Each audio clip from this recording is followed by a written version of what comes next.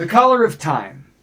I just read it out loud to you. Now, as you saw, I was making marks to the manuscript as I went. I was doing it's like the fourth draft of it, something like that. I was editing it as I went, and I found a few little things, you know. Sometimes I wrote something like the North Koreans' surveillance feed was black and white, and as the camera was static, it didn't move, but Mellor could see the red, green, and yellow lights above the caps. Well, it's black and white. He can't see the color. Just change that to grainy instead of black and white. Look, I found a few little things like that. But that's not the only reason I read it. I wasn't just sharing a live, out loud reading edit of my book with you.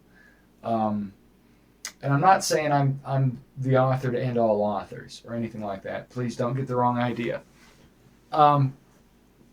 There's a reality to the publishing world in that there are gatekeepers. And some of the gatekeepers are pragmatic. Oh, there went my Bluetooth. Some of the gatekeepers are pragmatic. Some of the gatekeeping processes are not. So, some of it's about, you know, do we think this manuscript can make money?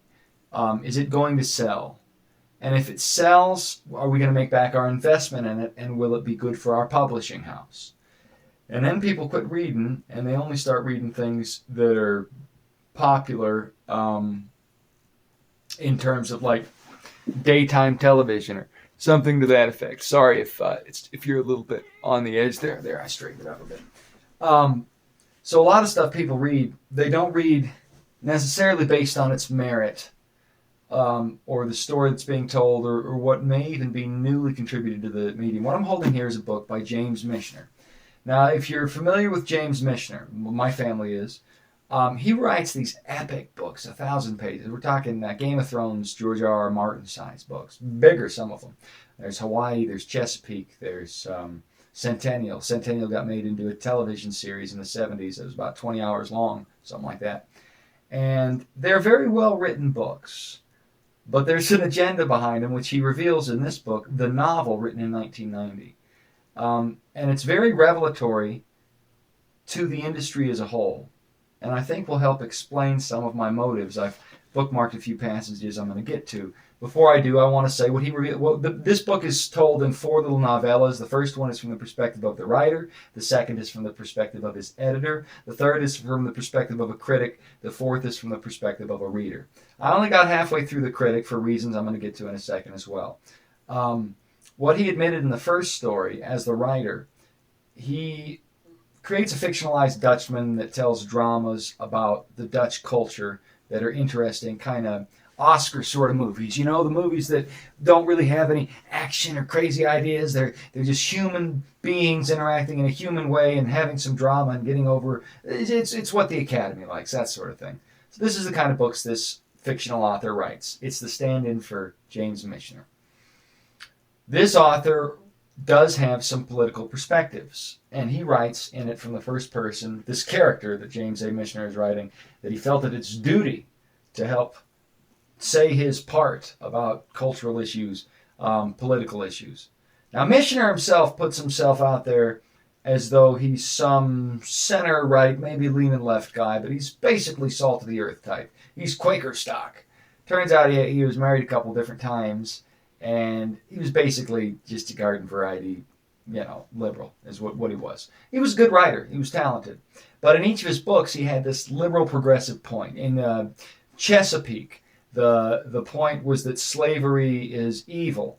He neglected to mention that 75% of colonists in the early settlement of that area were English slaves. What do they call them? Indentured servants. It was like 3 out of 4 Englishmen for many years were indentured servants. So they were a form of slave, and it wasn't a racial thing. And I'm not saying it was a good thing, but he doesn't even mention it. He just goes into how evil slavery, and it is evil. It's bad stuff.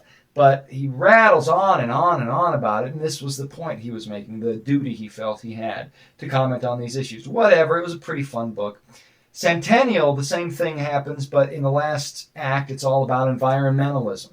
And again, they're liberal talking points. And this one, it's the gay agenda. The critic turns out to just be naturally gay. And what this author has done, like so many, is he's created a fictional straw man that is meant to represent factual reality. A fictional straw man to represent factual reality. That's what James A. Michener's done here. And many authors do this. Stephen King's notorious for it. Many filmmakers do this. Many musicians do this. They create a fictional scenario and you identify with it and you map that scenario onto the real world based on this fictionalized idea. That's how propaganda works. That's why Disney is pushing this woke agenda and all that. And we'll get into it in a minute where I'm planning to go. When I came to that part of it and I realized this book's agenda has that in there for some reason. It's a Dutch guy writing about Dutch dramas. It's fine to see what the author's doing. It's fine to see what the editor's doing. It's fine to see what the critic's doing. But I have to read about this gay romance with an Irishman in Venice? That's not what I signed up for when I picked up the novel. But that was the social issue that was becoming prominent in the late 80s. If you remember, they wrote the Gay Manifesto about that time. And this book was actually published in 1991, which means it was probably written through the late 80s into the early 90s, potentially.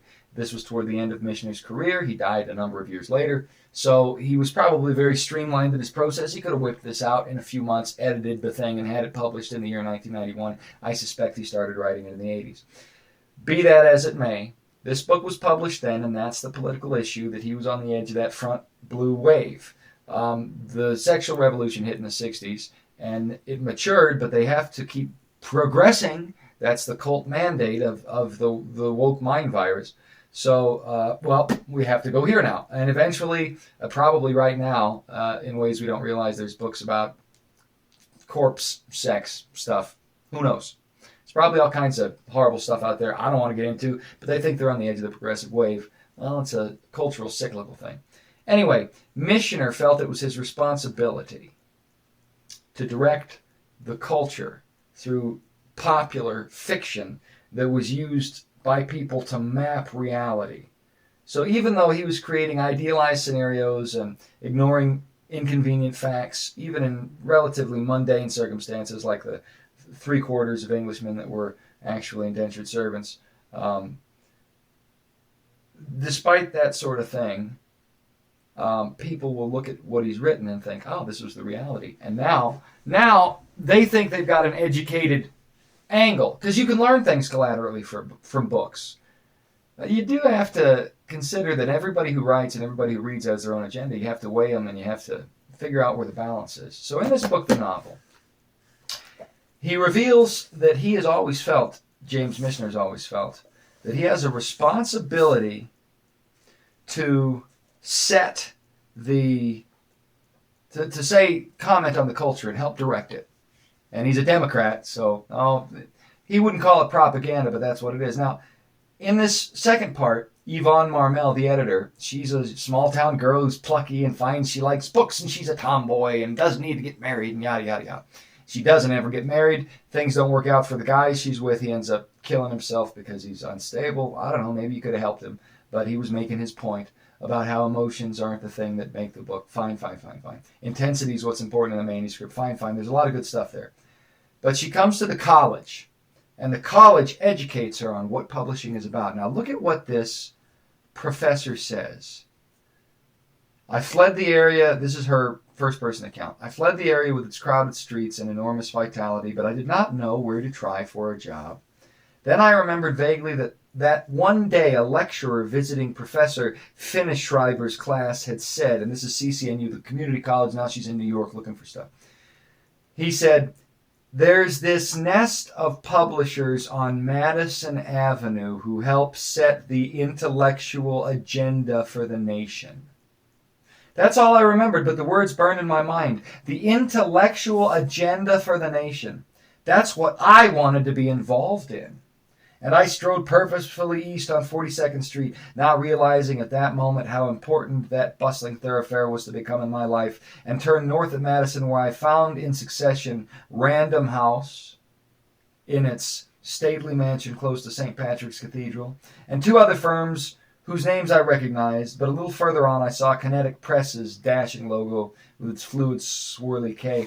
I'm not sure if Kinetic is a real publisher or not. I think they are, but I haven't done that research yet. So, what did he say there? What's the important part?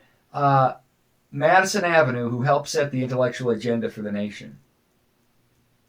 who helped set the intellectual agenda for the nation. And that's what I wanted to be a part of, said this aspiring editor, who helped set the intellectual agenda for the nation. Now, it's not just Madison Avenue these days. Remember, this book was it was published in 91, probably written in the 80s to the early 90s, and this character is arriving to New York in the 60s or 70s.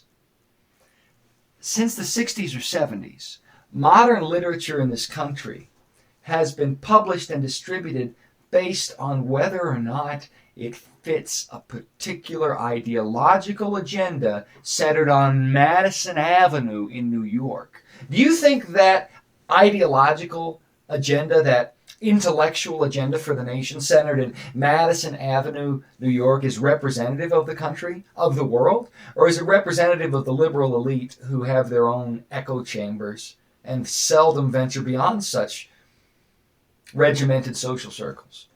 Who do you think is who in the zoo in this scenario? So here we have Michener, one of the most popular American writers. I mean, he's writing the award books, the ones the liberals and my family and education just, and he's writing propaganda with an intellectual agenda for the nation. And that's been going on since the 60s. Now, what chance do I have being 4 years old when this is published? Now 37 in 2024. What chance do I have of an editor, even given my work the time of day, in the rarefied elite air, which is Random House and Kinetic Press? What chance do I have? What do you think? Are my perspectives part of what's going to be the intellectual agenda for the nation?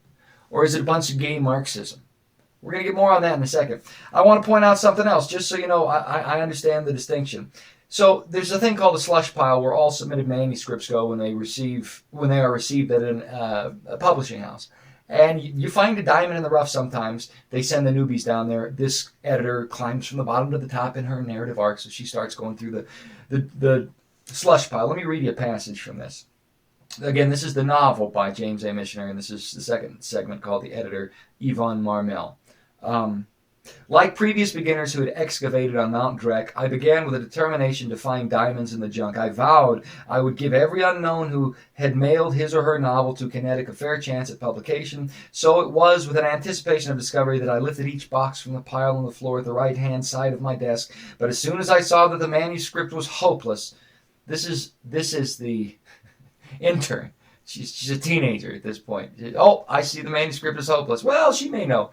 I placed it in the growing pile at the left-hand side, from where it would either be mailed back or be tossed into the trash. My experience was not a happy one, for most of the manuscripts were so dreadful that a look at one page was sufficient. And on some mornings, when I was especially alert, I might inspect 50 novels, finding them equally deplorable. At noontime, deplorable, Hillary Clinton used that word. I wonder what she meant by it. At noontime, I would feel remorse for having destroyed the hopes of so many, and after lunch, I would refuse to read further since the experience was so frustrating. It's so frustrating spiking these manuscripts down because they're not part of the intellectual rarefied air that should be set from Madison Avenue for the nation. I learned several tricks in sampling the junk. If the first page contained more than one misspelled word, now this is the fair part. If the first page contained more than one misspelled word, I became suspicious, even though I was aware that some fine writers, such as F. Scott Fitzgerald, were miserable spellers. If a manuscript had bizarre punctuation, I rejected it, and I was especially hard on any that was coy or unintentionally juvenile. A typical sentence justifying instant rejection might read, his mother-in-law was a fine woman, parenthetical exclamation point, who loved dearly, ha-ha, but she was such a battle axe, spelled wrong, that he tried, spelled wrong, to get her out of the house as soon as possible, spelled wrong. So, that's fair. Yeah, those are reasons to reject manuscripts. But what's another reason? If you're an intern, new at this publishing house, and you've been taught that it's your duty to set the intellectual conversation, the intellectual agenda. Let's read that one more time. How exactly was it stated? Was to set the, let me find it here. Set the intellectual agenda for the nation. That's page 117 in the hardback edition. So was that a factor when she was looking at the slush pile as an intern? Is that a factor interns in the real world who enter editing publishing houses must contend with? Is part of the way they go through the slush involved with ideological agenda setting? Absolutely. Because their bosses have an ideological agenda, and they won't even consider stuff that may transgress it. That's part of the training. Later on, her boss snaps her on the wrist for sending one of 100 manuscripts up rather than 1 in 900. We want you to really get that diamond. So they really want you to refine it out. And that's fine and dandy. But are they refining it in a way that actually gives voice to the ideas of the nation? Or are they refining through Mount Drek in a way that looks for ideologically aligned works? Which do you think it is? Which do you really think it is? See, you'll notice big publishing houses aren't usually going to publish something in the literary section that strays from the agenda, unless they can justify it in some way. There's a sort of la boheme hedonism that is allowed and allowable. Now, let's see. Here's another passage, page 134. I handle the slush pile. At Kinetic, we call it Mount Drek because it does build up. It builds up everywhere, Miss Marmelstein. Your job and mine is to keep it from putting down roots right through the floor, getting a foothold. I try. Let's see.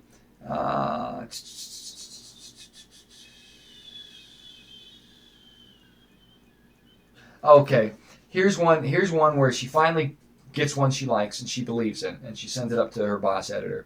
And here's what she says. Clarice, I've not bothered you a long time, but I've come upon a manuscript that begs your understanding attention. It's about a small corner of Pennsylvania, the Dutch country, and it depicts a colorful and wonderful pattern of life, good dialogue, some in dialect, but not excessive. So they don't like it. Budding authors don't write in dialects, even though Mark Twain did it. You can't. You're not Mark Twain. They're just going to reject it on the first page, even if you do a good job. So just so you know. It is written by men of whom we know nothing, but we do know that he can write literate English and that he seems to have a solid understanding of how a novel is constructed. Please humor me and give this one a careful eye. Shirley Marmelstein, Mount Drek. So, this is the Dutchman, the guy in the first part of the book, who's our kind of protagonist, and he's become established, but this is how he became established. And here's what she says. When Janice returned the manuscript 3 days later, the curt note said, "Not for me, I'm afraid."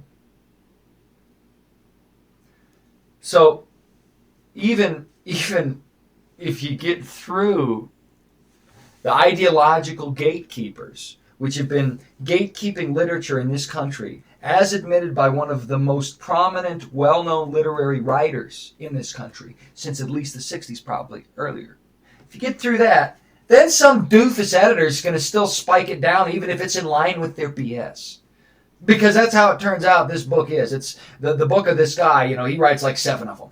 Or 8 of them or something, and they're all a great success. Millions of dollars for Kinetic Press, and the boss of the intern is less knowledgeable than the intern. And see, now I do like what James Michener's written there. That's good insight, and collaterally it helps me understand what the inside mechanism of a publishing house looked like at least from the 60s to the 90s. Probably doesn't look quite the same now, but it gives you an idea of the foundation of what's going on today. And you can learn things collaterally from books like that. If you take it at its word directly and don't take into account the further context which defined its authorship and publication, then you might not get the right ideas. You might get the ideas he wanted you to about the gay dude in Venice just being, he never dated because he was naturally gay, he just didn't find out till his 20s. That doesn't exist. That's propaganda, but that's not the main point of this video. It is what caused me to finally get tired of this book, but what's interesting about it is understanding that publishing houses are not always going to judge a book by its ideas, its merit, its effective authorship, its poetry, its originality, where it came from, but external factors such as setting the ideological agenda for the nation. Now, that's been the case since I was a toddler, objectively, according to one of the best writers. Nowadays, people don't even read unless they get a recommendation from an Oprah book club or something like that. And good luck getting in with one of these big publishing houses, even if your book stands up to scrutiny. They have to have a special reason to do it. You got to be lucky enough to find that diamond in the rough editor who can fight her bosses to get your work even seen, even if it is in line with their agenda. And their agenda is evil, and I'm not part of that agenda. Because that agenda involves rooting the mental capacity of humanity to the ephemeral, dying reality, the cursed existence we've been in since Adam. whereas art is supposed to be transcendent. However, Marxism doesn't want transcendent art. Marxism wants artistry that actually reminds people of sadness and encourages them to dive into the abyss and not to care about anything around them, and encourages them to objectify that which isn't supposed to be objective, and to make subjective that which is objective. So you learn to, say, objectify women and subjectify your ethical conduct. That's what the Marxists want. And they've been pushing into this country for a while. The late 80s, we had Yuri Bezmenov, who did the video you can find on YouTube called Deception Was My Job. In that video, he outlined the long march through the institutions that Marxism has perpetuated on this country in decades before and after that time. Ironically, the interview came out in 1984. It was by Edward G. Griffin of the John Birch Society. He interviewed the man told about ideological subversion. Now, Yuri Bezmenov spoke of something called demoralization, and we tend to think of that as diminution of morale. And that may be what he meant, but Russians tend to say yes and no by adding da or niet before words. So if it's not big, big would be bolshoi, not big would be ni bolshoi. So demoralization could, in Yuri's parlance, have meant an extraction of morality, as in morality being taken from the common man. And I think that is what he meant. I'm not great in Russian, but I think that's what he actually meant. See, we think of it as, oh, I'm demoralized, I'm sad. No. I think he meant Russian to English, kind of like how a Spanish person might not say recommend, they might say recommend, because in their mind they understanding as a repeat, commendation. Recommend this to you. That's why they might say it that way. I think he was saying ideological subversion along Marxist segues subtracts morality from people. Ergo, Marxist publishing houses that have Marxist editors who are trying to set an ideological agenda in the 60s, when such leftist individuals are still mad over McCarthyism, are definitely going to foment a foundation of Marxism in their literary publishing houses. And that definitely was going on in the 90s. And that's definitely going on today. And what happens with that? Well, with ideological subversion, you have to extract the moral compass. So you have to make things confusing and murky and difficult to understand. Okay, so what's a great way to confuse that? Well, go to children who are impressionable and lie to them. And they've been doing that hardcore. And part of what James Michener was doing in the 90s, it was the fermentation, the ripening of this agenda, pushing the whole gay thing. Human sexuality, except for the biological imperative, is self-determinate.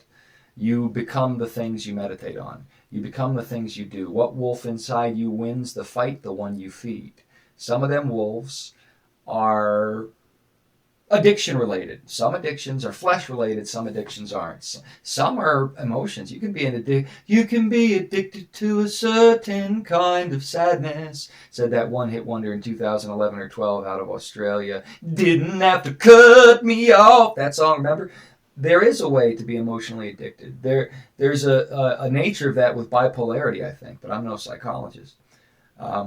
Point being, humanity can be addicted in different ways. Sexuality is one of them. Anne Hesh changed teams from the ladies' team to the co-ed team. And there are people who've changed from the men's team to the co-ed team.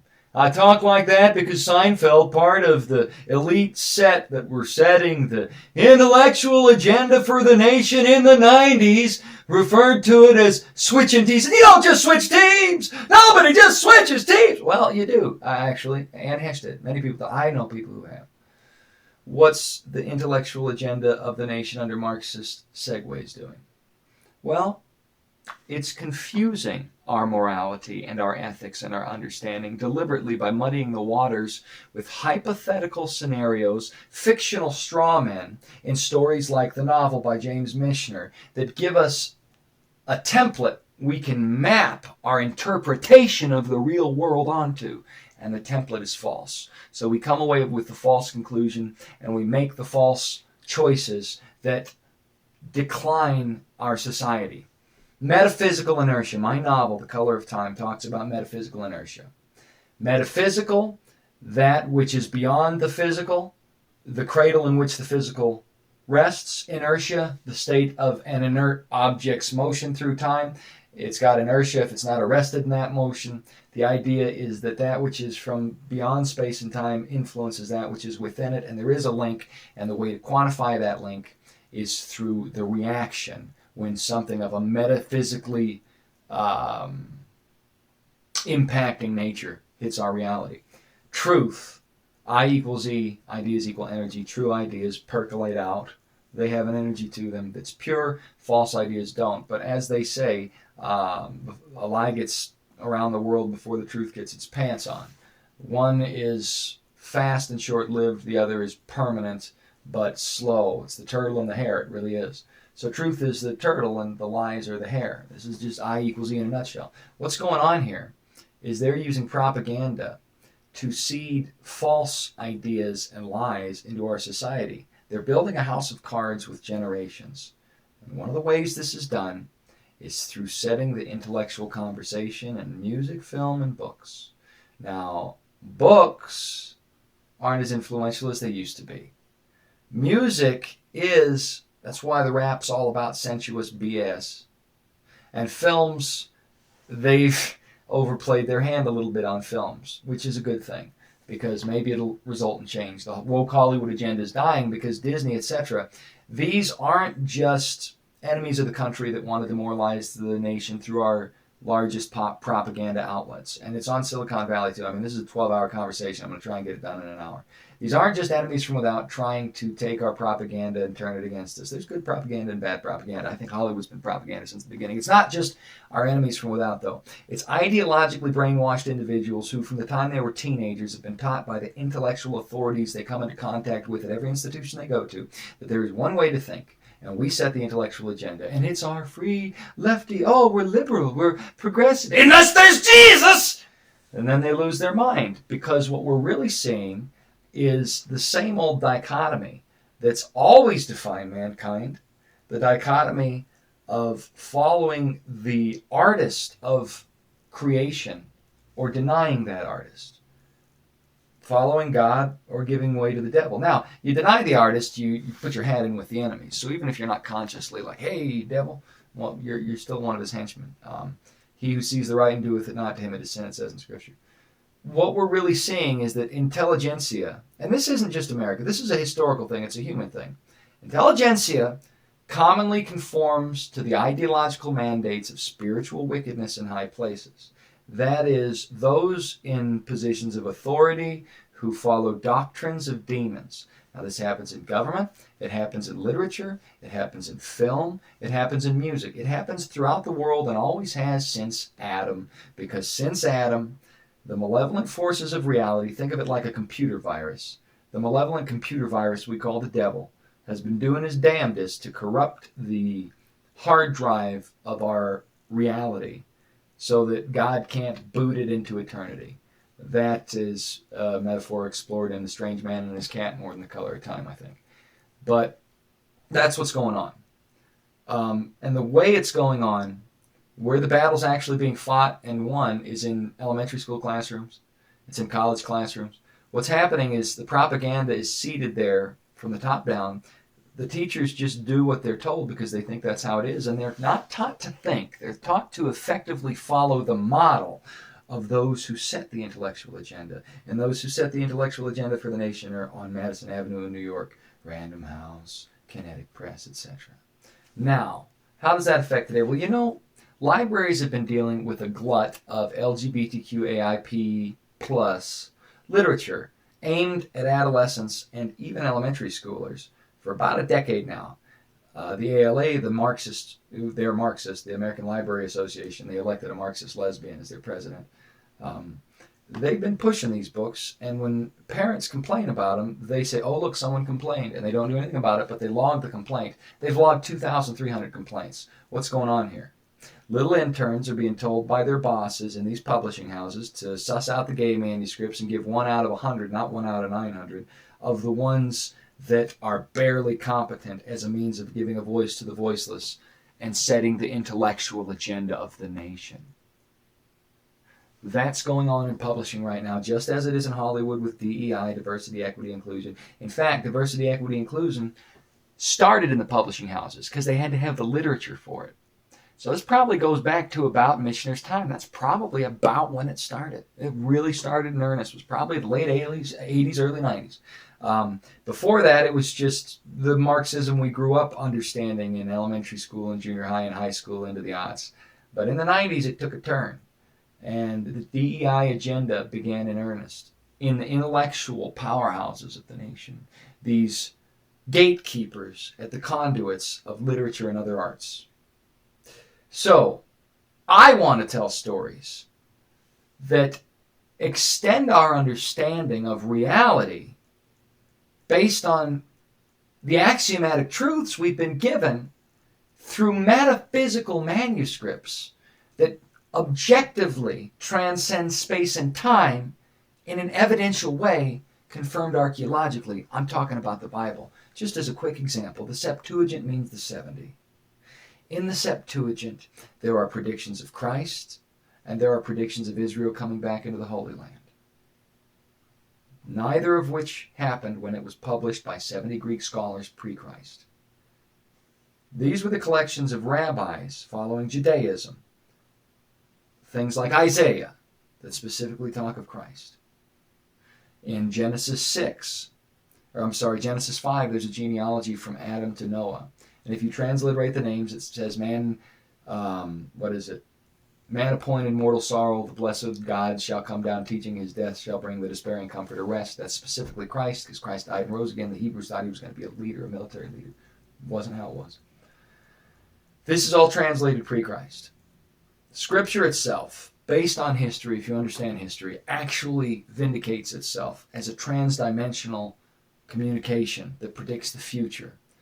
And the future it predicts is predicted before the future happens, and then it happens. And history bears witness to that. The fact that Israel's back in the nation bears witness to that. So when I'm writing and I want to get to the mysteries, I want to write something intense like the book said I should. Michener's book said a good novel's intense. I want to look at the most intense questions I can. The most intense questions I can revolve around our existence. And there are answers. But people think that because there's an answer that that's the end of inquiry or investigation. 2 + 2 = 4. All right, math's over. No. Fear of God is the beginning of wisdom. So what if I want to write novels exploring that have characters, that have dialogue, not too much patois in regional dialects, but a little, not too much like the good editor said, that have poetic phrases that are put together how a novel should be, have a beginning, middle, and end, that concern big ideas, that let you see through someone else's mind? What if I want to do that about Christianity? Well, I'd better make some nepotistic friends with Christian publishers, because here's the other sad side of this coin. I'm not going to ever, by the grace of God only, will I get into a big publishing house, even if I've got a good manuscript. I'm not even saying mine's good enough to do it, but even if I could, that's a grace of God thing. But B, the Christian publishing houses are much better because they have to bank on a profit. And so they just dress up the same sort of tactical management of their intellectual properties in a spiritual lingo. Good luck with them. Good luck with them. For example, just to illustrate, and I'm not against doing this, I'm not going to send my manuscripts out. This is part of the writing process that you're gracious enough to be involved in, because I don't know, I try stuff. I'll experiment whether or not it works. But when I got a bachelor's degree in theater, I sent an audition tape to Focus on the Family in Colorado Springs. I was living in Wyoming at the time. And they sent me a nice letter back that said, "Oh, I'm sorry, we cast out of L.A." So what are you supposed to do? If you're trying to avoid Sodom and Gomorrah and Babylon, they're in Colorado Springs. I can figure out, no. So the big publishing houses are just the same. The bigger it is, it doesn't matter if it's Christian or not. You're dealing with an organization, and the realities of a big organization are purification factors between those who are interested in being part of that organization and those who are actually part of it, because that's something of necessity. So if I've got something that's vaguely controversial and I'm an unknown, I got to have somebody who's really willing to take a chance on me, and I pray I can find that. My best option, realistically, though, is to self-publish. And that's the hardest option because it's very expensive to publish. For $10,000, I might be able to get 100 hardback copies, maybe 1,000 if I'm really smart about it. And I do all the footwork myself and send off the paperwork for the ISBN and all that stuff, which I know how to do that. You look at a normal publishing house that's small print. Those would accept my manuscripts, but what they're going to give me is a 5% deal. And the other 95% they get of any profits is because they file the paperwork for the ISBN, and they use an AI or an image generator to put the name of my novel over some crappy cover. It's just crap. I'd rather pay somebody $300 if I can myself. Right now I'm using AI, but I'd love to have 130 images commissioned.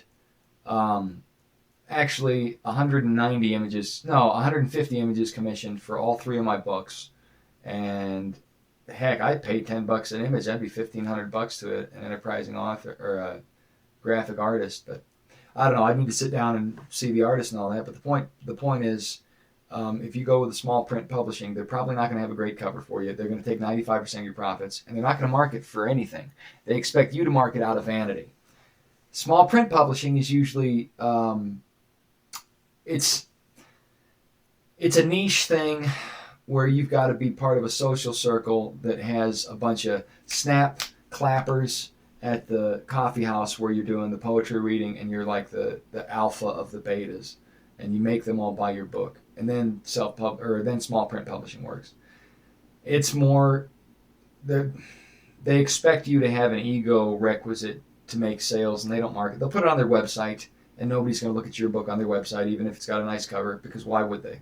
Oh, here's another flashy piece of stimulation in the modern world where I'm constantly bombarded.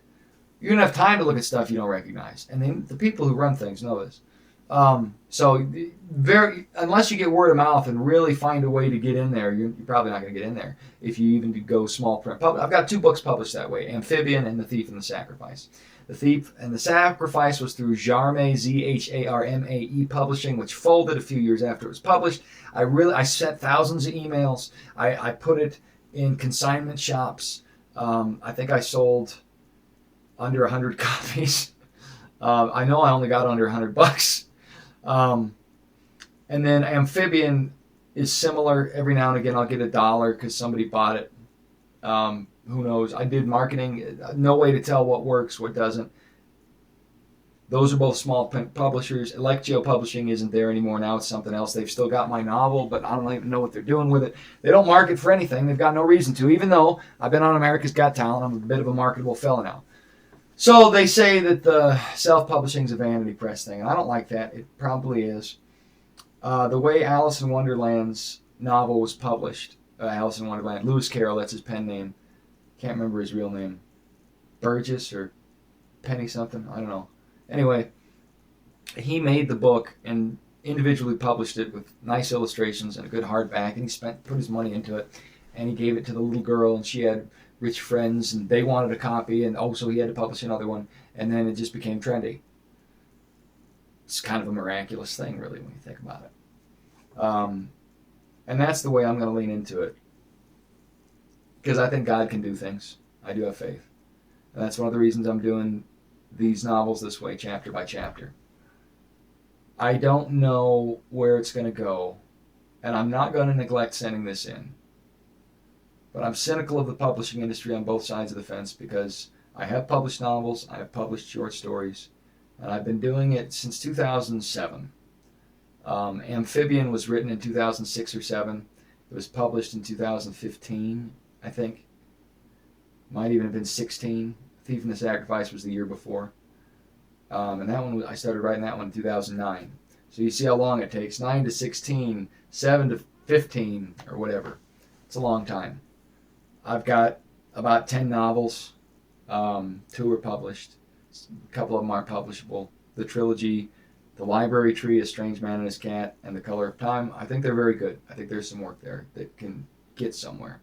There's one that got accepted called Kingdom of Dreams, but then the publisher folded before it could get published. It was one of those small print things. So that one's kind of a spiritual cousin to this trilogy. But I've got A Strange Man and His Cat up, and I've got The Color of Time up in audiobook format. And I want to do The Library Tree. I don't know if I'm gonna. I don't know if this is useful or not. I really don't. I think the books are contemporary, and they concern things about today, and they need to get out there. And I'm going to talk about their content in a minute. This is an Afterward, after all. I don't know if they'll ever, I don't know if they get published in time to be relevant. I don't know if they're evergreen. I tried to be evergreen. Part of the way I did that, ironically, is I rooted the books in the modern day, the day I'm living in. So they take place from 2019 to 2029. That way, hopefully, I don't make predictions that are too off base, and then years later, they can say, oh yeah, that's kind of like how Back to the Future was 1984 to 1954. Well, those eras were gone before I was born, but I resonated with that movie. Still do. Everybody does. They're great movies. Classics can be rooted in the time. So even sci-fi ones. And this one's like that. And it is a time travel story a little bit. So there you go. These novels, I think, shed light on things that go on behind the scenes. And I think they're better to read than to listen to me, because I can do accents, but if it's multiple people in a similar accent, you lose who's talking. And I can't quite get the voice of some characters right. I can't get the female voices right. Ethan, he doesn't sound right when I do him, because my voice isn't Ethan's voice. Same with Rohan and the angel Advaita at the end. So sorry about that. I tried to make it interesting. I stuttered over a lot of stuff. It takes me about 2 to 4 hours per video. The last chapter, There Comes a New Jerusalem, I had to start recording it 2 or 3 times. Finally got it recorded. Finally got it uploaded. The computer crashed on me. I broke my hand because I lost a file. I didn't really break it, but you see how fat this one is right here, because I lost the file and I hit the disc and there was a pen there, and it hurts, and I got to play a music show tomorrow. Here's hoping it's all right. That's an object lesson, kids. Don't get in the habit of expressing your frustration in a physical way unless you want to incidentally hurt yourself, which I did, and I should know better. I'm in my 30s, but life's life. So it took a long time to get those up. It's a very long time, and I'd like to edit them, but editing, the computer isn't fast. iMovie is abominable. I've got old software. I need to invest in new software. The time it takes to make a book, nobody pays you. You know, they were paying like $5,000. It was like $800 or $1,500 in the 60s, 70s when this book's written to the author for his first couple manuscripts. I mean, that's like $3,000, $5,000 today. It's that advanced. What is that? It's what are you gonna do with that? So even if I got in there, I've still got to do other stuff. That's why Philip K. Dick was called Horse Lover Fats. He had to eat horse meat in order to survive, while he wrote many manuscripts that didn't take off until he was in his 40s or 50s, by which he had a crippling meth addiction, and he died at like 52, like right after Blade Runner came out or right before it came out or some weird stuff. So it's a lot of work to do this, and there's frankly not a lot of return on that investment except skill and experience. So I'm sorry the videos aren't quite as good as they could be. I just hope that they get my story in front of people who may not have time to read anymore, because that's the next thing. People don't know how to read. Even outside the publishing houses having a Marxist agenda, people don't know how to read anymore. There are college students who are admitted who can't do basic math or read today, right now. And they're not required to read the full textbooks or any full books, because it's so traumatic, and some say it's racist because of this Marxist DEI stuff that the publishing houses started. The publishing houses are the ones who put that codified Marxist lingo in paper in black and white ink and distribute it to their little Soviet collective educational creches, where the Book of the Month Club is something about how some socialist program helped the indigenous peoples of XYZ become enlightened, and now we have to teach this to everybody, and now everybody's doing DEI, and now nobody knows how to do math or read, and now that's going to impact the publishing company, except for rackets they have, scholastically speaking. So they push all this stuff, and now they have business arrangements that are going to take the faulty product. It's like if a grocery store is going to take a faulty food dye that's toxic, but the FDA has been paid off, and it'll take 30 years for the cancer. So the grocery store takes it, even though it's killing people who are their customers over time. that's kind of what's happened with the Marxist ALA. They've got relationships with these publishing houses. Look at Scholastic. Look at that little magazine. I mean, we all got it when we were kids. It's still going around. Look at the books in that. Look at how many of them are these gay books. Okay? There's a money arrangement there. There are assets and investments tied up in these things. And the Marxists are pushing it because that's how they're getting funded at places like the ALA. Funded to destroy the country from the inside out, not realizing they're cutting off the branch they stand on as they do it. All the while screwing little guys like me. So I do these things, and I may miss things when I'm recording them, when I'm putting them out there. I'd like to do better, but YouTube's hard too. YouTube's got me censored. Rumble doesn't. YouTube does. Twitter sometimes does. They deleted my Instagram. They kicked me off Reddit because I was trying to share this there. And I shared it in fair little circles, but they really didn't like metaphysical inertia. I asked physics people to take a look at it and give me a real opinion on it, because I wrote a pseudo paper, but I think the ideas are valid, and they wouldn't even look at it. They just dismiss it without looking at it. Why? Well, ideologically, physics and mathematics, and a lot of these things, these sciences, are as much a cultish priesthood as Madison Avenue is in New York, where Random House and was it Signet? What do they call it? Imprint or Kinetic, that's what it was. Random House, Kinetic are. A lot of these physics places, a lot of these mathematical institutions, a lot of these science creches, they've got a dogma, and it's the same old white versus dark divide, and they don't even realize they're in the dark. They think the dark is light. So if they have something that may point them to a metaphysical reality that could be quantifiable, they don't even look at it. So the publishing houses are against you. Silicon Valley is against you. And people can't read anyway. Well, I want to get the message out there. So I'll read it myself and you can listen. You can just plug it in and drive. Turn it on while you're driving on the radio. Listen on your phone. And maybe someday I'll get enough people listening to this that YouTube will remonetize me, even though they took away my monetization after they falsely gave me a strike. By their own admission, I have the email records, YouTube. Maybe they'll restore my monetization. Maybe they won't, because they're really not into diversity. They're into homogeneity and pushing the message. Though pushing the message is probably a correct Freudian slip of the tongue there. I like doing these things. And I hope you've enjoyed the book. Now to the book itself, the main ideas, and a few things I want to clear up. First and foremost, I'm not saying I'm an authority on what's going to happen in New Jerusalem after Armageddon. It's speculative fiction. It's science fiction, but religious. But not even religious, because I don't really believe in religion. I believe in a personal relationship, but everybody says that's cringe, yada, yada, yada. Point being, it's based on metaphysical realities beyond time and space, which are verifiable if you understand what truth is and how to identify it. So they're speculative based on those ideas, those axiomatic realities. So the New Jerusalem is 1,500 miles or 1,400 miles or somewhere in between there because of how a stadia is measured in ancient Greece. So that's an accurate measurement. It is accurate. So that's a little smaller than the moon, basically. Imagine a cube. Take the moon, cut off the rounded edges, and the cube that remains, that's the size of the New Jerusalem. That's how big it is. And it's probably going to be in the Middle East where Jerusalem is, but it doesn't come down to the new heaven and the new earth. Well, what are the realities of what something like that looks like inside? I don't know. I did my best based on what Scripture says. So it is fiction. I'm not saying it's authoritative or that's how things are.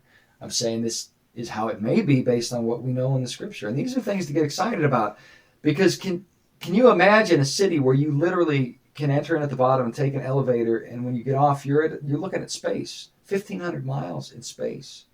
It's probably going to change the orientation of the Earth, or the new heaven and the new Earth is big enough that that's not a volumetric weight imbalancing agent.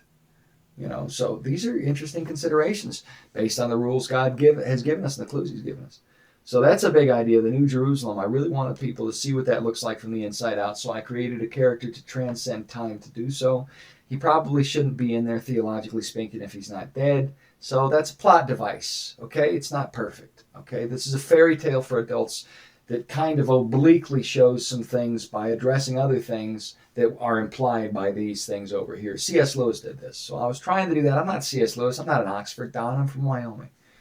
So that's one thing, is the big, huge cube, what it looks like, what the implications of that are, what that could mean. You could fit all the Earth's oceans in there. The deepest ocean in the world is only 7 miles deep. 1,500 square mile cube would have 2 million square miles. Okay, we're talking, you could stack the Atlantic for 100 miles. You know, that's a lot. You could fit all the Earth's water. It's like a drop of water. You could fit it all in that cube, and you'd still have room for all the residences. You could fit over 1 million people in that thing. Now, that would be like this. So it's probably not going to be that many. But it's the volume, the properties of that are amazing. Just the properties of this cube defy the mathematical capability of the societies when such properties are recorded. But there is greater mathematical understanding in the past than a lot of us realize, because the intellectual agenda of the nation has been set by a bunch of fops from Madison Avenue and elsewhere that have been distributing poison to the minds of our youth in this country for decades. So our intellectual capability has been impacted, I think. So that's one big idea, is the Jerusalem cube. Another thing is this. I've got the idea of computers that are at the quantum level and use biological technology as qubit processing. And it's kind of a monstrous idea that's meant to develop another idea explored in the city. It says that Christ, in the Bible, it says Christ goes to prepare a place for us, that there we are, where he is, we may be also. It says, in my Father's house are many mansions. If it were not so, I would have told you.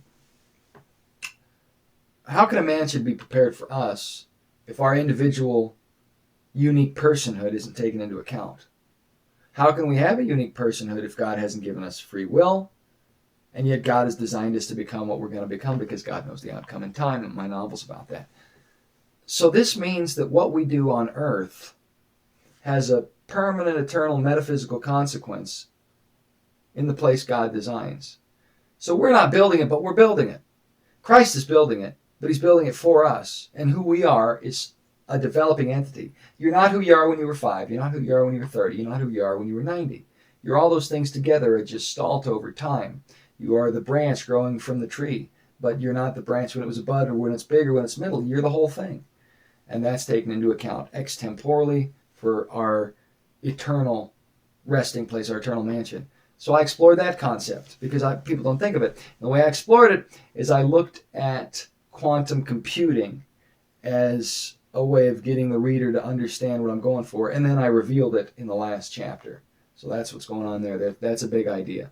And that's the reason I started that in A Strange Man and His Cat, when we posited that a cat might be a quantum computer, and the demons are using that. And the demons, through quantum computing and technology and all this stuff, Silicon Valley, what they're trying to do is ape what God does. They're trying to ape ideological energy, metaphysical inertia, I equals E. But they're using a lie, so it's going to have a stilted effect. It's not going to rotate true. It'll zip out eventually. The pendulum will fall out of its expected alignment because it's not a perfect weight balance. Anyway, so that's one big idea. Another big idea is the metaphysical inertia, which I've covered a little bit. I equals E, ideas equal energy. I think ideas are an energy power, like gravity, like electromagnetism, like magnetism, like steam power, like nuclear power, like coal power, that's just steam power. Electrical energy, these forms of energy are forms of energy. Well, I think I equals E, ideas equal energy, mental energy, putting legs to concepts. I think that's an energy just like nuclear energy. Quantifying it is done by seeing how such things impact society and reverse engineering that impact to get an idea what caused it. And that's where my hypothesis really is that there's a way to do that. That's all the idea really is, that there may be a way to do that, and here's a possible framework to consider that possibility.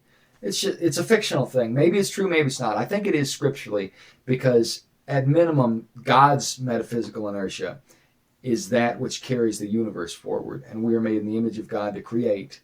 So it stands to reason that there's a transitive property to that creative potential in terms of ideas. So the novel, the concept of metaphysical inertia, it's there to explore that idea. So that's that part. That's the second really big idea in it. The first one is after the flood of Noah, you'd have a situation on the earth like Mad Max.